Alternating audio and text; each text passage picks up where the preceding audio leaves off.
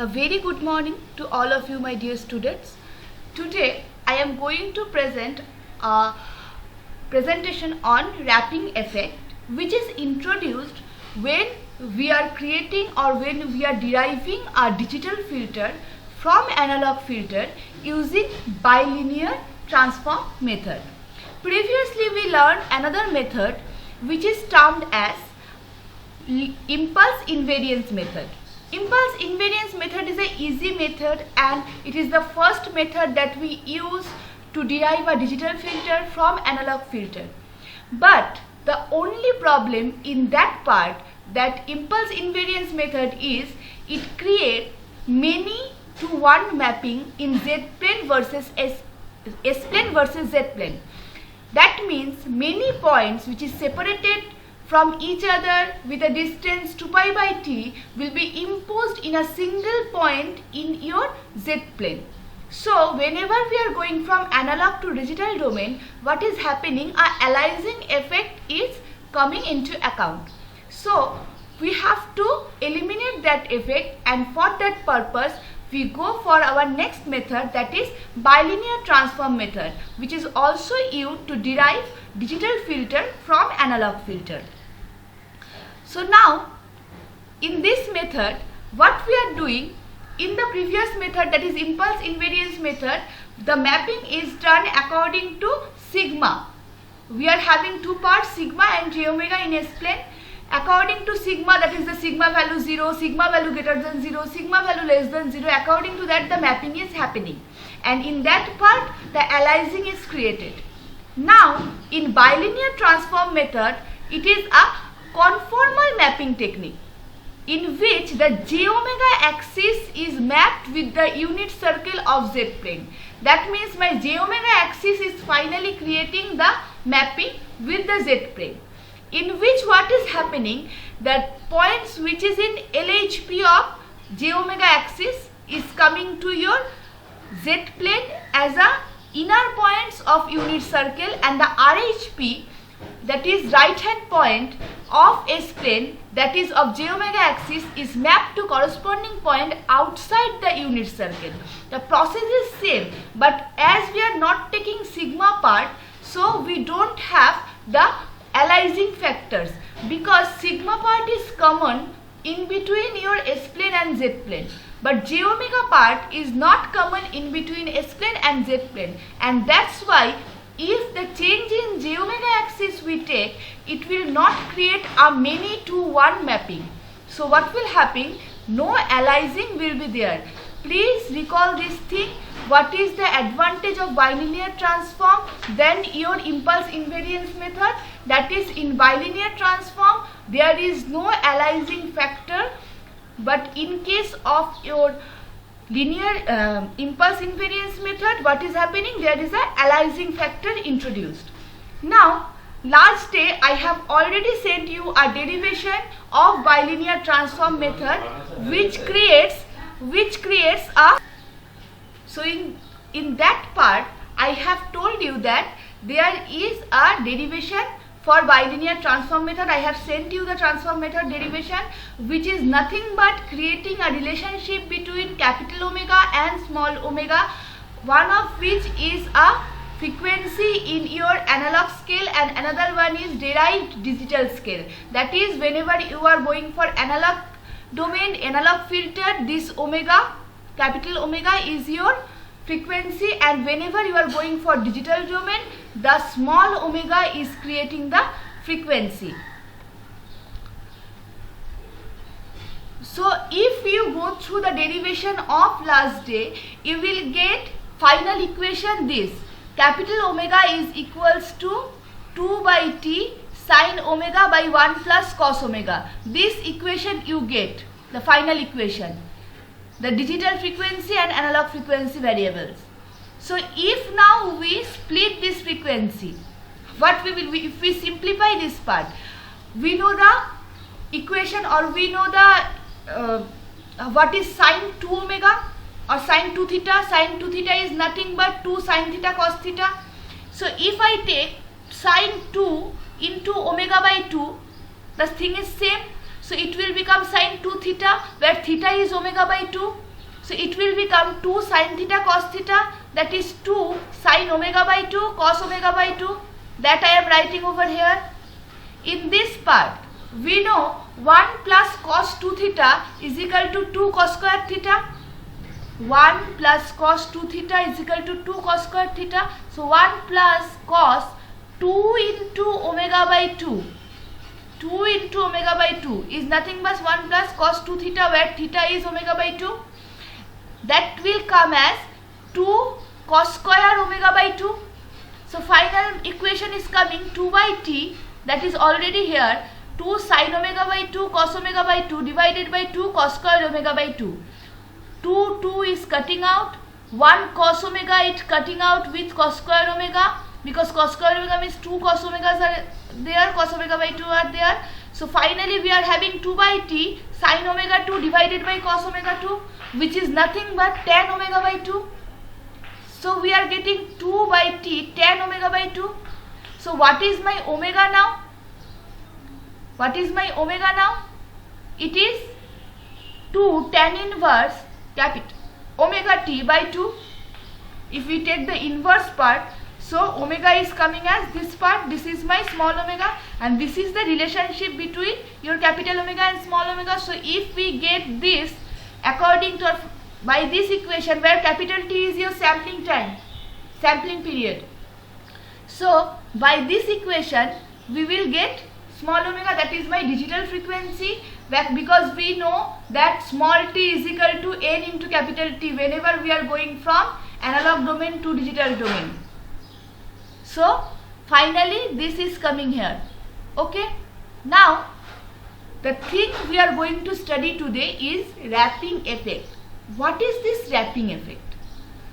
The name, as I have always used to tell you in class, that nothing is there which in your technology part or in your BTech part which is not having a relationship with its name.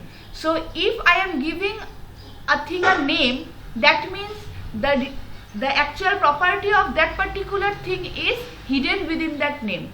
So wrapping effect. What is wrapping? All of we know that wrapping is nothing but folding something, or something we are wrap means we are folding within a particular direction, or we are folding something, that is wrapping. Within a paper we are wrapping gifts, in that way folding the things. Now how this wrapping is coming? Wrapping is a folding part, and how it is coming in our digital filter design.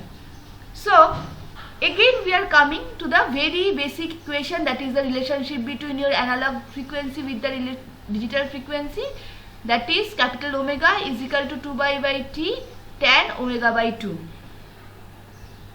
Okay, now if a very small value of theta is there, we know that for a very small value of theta, tan theta is becoming theta, tan theta will becoming theta for very small value of theta. So very small value of omega, my capital omega will become 2 by t tan theta, where theta is omega by 2, that will become just omega by 2, because for very small values of theta, tan theta is theta. You have studied this in your class 11-12 mathematics. So now by simplifying this, 2 and 2 will cut off, we will get omega by t, that is my small omega is now capital omega t.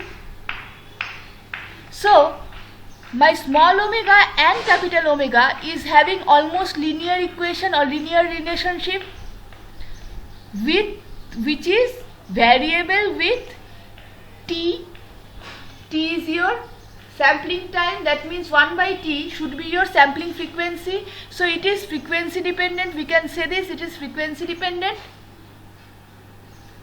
So the linear equation with frequency dependent manner. Now how this frequency dependency is creating wrapping, that we will check. In our next slide, what we are learning, that as we have already told, this is the small relationship between small omega and capital omega, the amplitude response of the analog filter, it will derive the amplitude response of digital filter. Actually it should be linear, as the equation of omega and capital Omega is just a linear equation which is variable with respect to t. T is the sampling time, so 1 by t will create the frequency response or frequency, so it will vary with the frequency.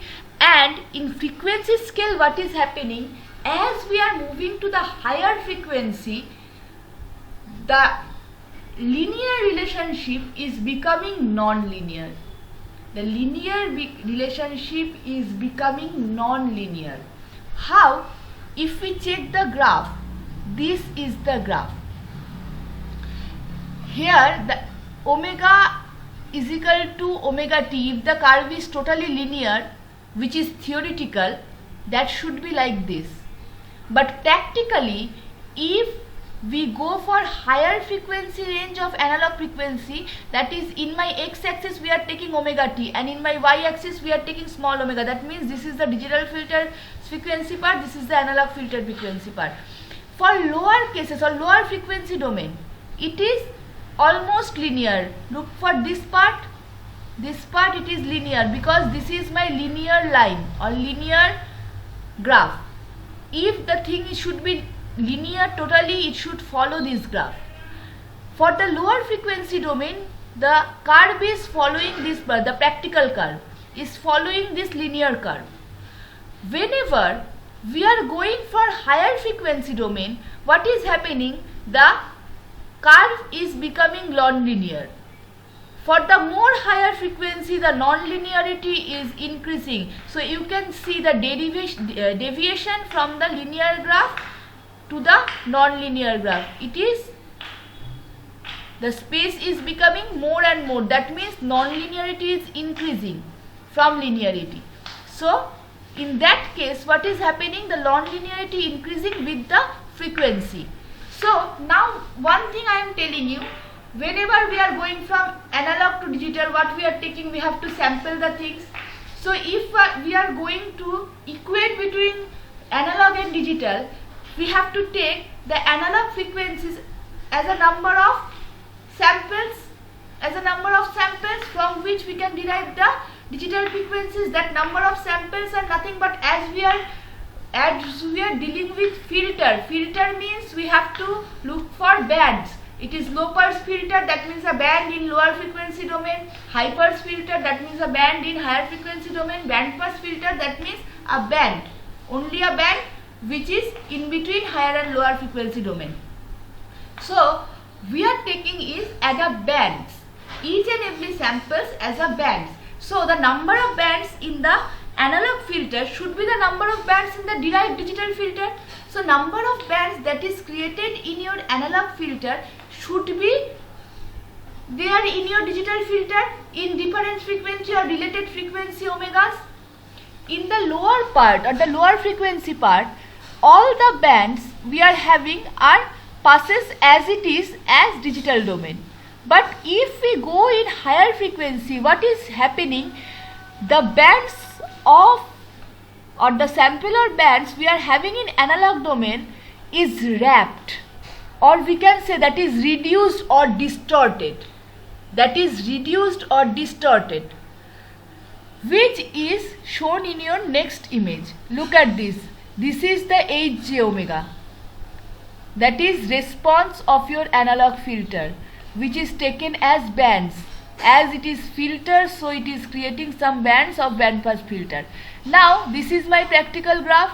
The lower part is your nothing but linear. So in this part, almost if we impose it in my derived digital filter, that is h of e to the power j omega. Here it is h j omega and it is h e to the power j omega. The lower part is almost same, but as we are moving to the higher part, the frequency is going higher. In case of analog domain, the non-linearity is increasing and the bands are imposed or derived in digital filter becoming much more narrower or much more wrapped. This is termed as wrapping effect. Look at this part. The frequency increases, the wrapping increases. The distortion increases. It is becoming more wrapped. Whenever we are wrapping something, a total full paper is folded in part, it is becoming narrower, so it is wrapped. Clear? It is wrapped. This part or this term is this is termed as wrapping effect. Very important for your examination, very important in case of filter. It comes as your 5 marks question, or it comes as short note, or may it come within your 15 mark question also. So this is termed as wrapping effect. Clear? So this is the wrapping effect. Now whenever there is a problem, we have to go for a solving. Until we solve the problem, then it is not possible that we can design anything. So there should be a solve of this problem, which is termed as pre-wrapping. Pre-wrapping.